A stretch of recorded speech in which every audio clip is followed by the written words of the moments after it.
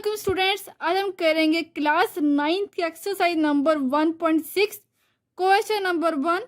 Use matrices. Matrices को हमने use करना है इफ पॉसिबल, अगर पॉसिबल है तो solve the following systems of linear equation. हमारे पास ये लीनियर इक्वेशन है 1 से लेकर 8 तक, हमने इसको सॉल्व करना है। तो सॉल्व करने के इन्होंने कहा है कि दो तरीकों से सॉल्व करें। इसका जो फर्स्ट है वो कह रहे हैं कि द मैट्रिक्स इन्वर्जन मेथड से सॉल्व करें, और दूसरी चीज़ क्रैमर रूल से सॉल्व करें। दो तरीकों से हमारे पास सॉल्व करना है। हमने दो तरीके हमारे पास है, तो हमने इनको दो तरीकों से ही सॉल्व करना है। ठीक है, तो सबसे पहले हम करते हैं इसका first part. 2x minus 2y is equal to 4, 3x plus 2y is equal to 6। ये हमारे पास लीनियर इक्वेशन है, इसको हमने दो मेथड से सॉल्व करना है। तो पहले हम करेंगे इसका मैट्रिक्स इन्वर्जन मेथड से सॉल्व, और दूसरा तरीका है हमारे पास क्रैमर रूल से। इन दोनों तरीकों से हम इसको सॉल्व करेंगे, लेकिन आंसर हमारे पास सेम ही आना चाहिए। अगर हम इस मेथड से सॉल्व करेंगे तो वो आंसर, और दूसरे वाला मेथड क्रैमर रूल से सॉल्व करेंगे तो इन दोनों के जो आंसर आएंगे वो सेम होना चाहिए। अगर वो सेम नहीं है तो आपका सारा क्वेश्चन गलत है। हम इसको करते हैं इसका फर्स्ट पार्ट। सबसे पहले हम करते हैं फर्स्ट मेथड, जो कि है यूजिंग मैट्रिक्स इन्वर्जन मेथड। ठीक है, इसको मैं स्टेप के जरिए करवाऊंगी ताकि आपको इजीली हो जाए। स्टेप नंबर 1 में आपने क्या करना है, ये बस गिवन हमारे पास जो लीनियर इक्वेशन है, दो इक्वेशन हमें गिवन है, हमने इसको मैट्रिक्स की फॉर्म में, क्योंकि उन्होंने कहा कि मैट्रिक्स को यूज करें, तो हम इसको मैट्रिक्स की फॉर्म में स्टेप नंबर 1 में लिखेंगे। तो हमने ब्रैकेट में मैट्रिक्स की फॉर्म में हमने इसको लिखना है। ये देखें 2 फर्स्ट एंट्री, फिर यहाँ पे देखें माइनस का भी आपने खास ख्याल रखना है, 2 माइनस 2 फिर 3 और ये 2, और यहाँ पर देखिए हमारे पास x और y यूज हो रहा था, हम इसको x5 में लिखेंगे मैट्रिक्स की फॉर्म में, इज इक्वल टू यहाँ पर देखिए कॉन्स्टेंट जो है 4 और 6, इसको भी हमने मैट्रिक्स की फॉर्म में लिखना है। स्टेप नंबर 2 में हमने इस मैट्रिक्स को कोई नाम देना है, और वो हमने नाम दिया है m का। हमने इसको नाम दिया m is equal to 2 minus 2 3 और 2, और इस पर हमने ले लेना डिटर्मिनेंट। जिस तरह हम डिटर्मिनेंट सॉल्व करते हैं सेम वैसे ही हमने इसको सॉल्व करना है। एम का हम ले लेंगे डिटर्मिनेंट। डिटर्मिनेंट में हमारे पास क्या होता है, सिंपल सीधी लाइन होती है, और इसका फार्मूला आपने याद किया हुआ है, सिंपल आपने वही चीज़ यूज़ करनी है। दरमियान में आता है माइनस, फार्मूले के मुताबिक 2 को मल्टीप्लाई करेंगे 2, ये क्रॉस मल्टीप्लाई होता है, 2 मल्टीप्लाई 2 माइनस 3 मल्टीप्लाई माइनस 2, 2 2 ज़ार 4 माइनस और माइनस प्लस 3 2 ज़ार 6। तो एम का डिटर्मिनेंट लेने से आया हमारे पास 10, जो कि नॉन सिंगुलर है, क्योंकि 0 के इक्वल नहीं आया, नॉन सिंगुलर। अब इसको करते हैं हम next step number 2। Step number 1 हमने सॉल्व कर लिया, अब इसको करेंगे हम स्टेप नंबर 2। स्टेप नंबर 2 में हमने जो नाम दिया था m, इसको हमने नाम दिया, इस पूरे मैट्रिक्स को हमने नाम दिया है x का, इज इक्वल टू ये वाला, और इस पूरे मैट्रिक्स को हमने नाम दिया है b का, mx is equal to b। अब ये मैट्रिक्स इन्वर्जन मेथड में हमारे पास क्या होगा, m को हम इक्वल के इस तरफ लाकर इसका इन्वर्स कर देंगे। जिस तरह हम मल्टीप्लिकेटिव इन्वर्स करते हैं, सेम वही इसमें तरीका यूज होगा।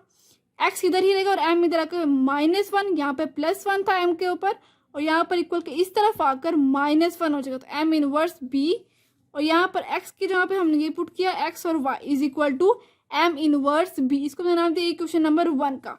अब m इनवर्स का मतलब ये हुआ कि हम m का मल्टीप्लिकेटिव इनवर्स लेंगे, और मल्टीप्लिकेटिव इनवर्स आपने फॉर्मूला याद किया हुआ है, वो होता है adjoint of m divide by m का डिटर्मिनेंट। एडजॉइंट हम लेंगे m की वैल्यू, हमारे पास ये एडजॉइंट लेने का तरीका हमारे पास, तो इन दोनों की हम जगह चेंज कर देते हैं और इन दोनों के साइन चेंज कर देते हैं। तो 2 यहाँ पर आ जाएगा और 2 इधर, और यहाँ पर -2 है तो +2, यहाँ पर +3 है तो -3 हो जाएगा। और डिवाइड के अंदर में डिटर्मिनेंट सॉल्व किया था हमने, वो आया था हमारे पास 10, तो हमने वही किया, 10 को हमने साइड कर दिया, और यहाँ पर आ गया m का इनवर्स। तो सिंपल हमने इक्वेशन नंबर 1 के अंदर m इनवर्स की जगह पर ये चीज़ पुट कर देनी है, और b की वैल्यू हमारे पास है 4 और 6, ये पुट करेंगे, पुट इन इक्वेशन नंबर 1। तो x y यहाँ पे ये चीज़ लिखनी है, is equal to m inverse, ये वाली पूरी वैल्यू 1 डिवाइड बाय 10, यहाँ पे हमने 2 2 माइनस 3 और 2, यहाँ पर b की वैल्यू 4 और 6। अब इन दोनों को मल्टीप्लाई करना है, मल्टीप्लाई करने वाले तरीके से, रो कॉलम वाले तरीके से, फर्स्ट रो को फर्स्ट कॉलम से, तो 2 multiply by 4 plus 2 multiply by 6।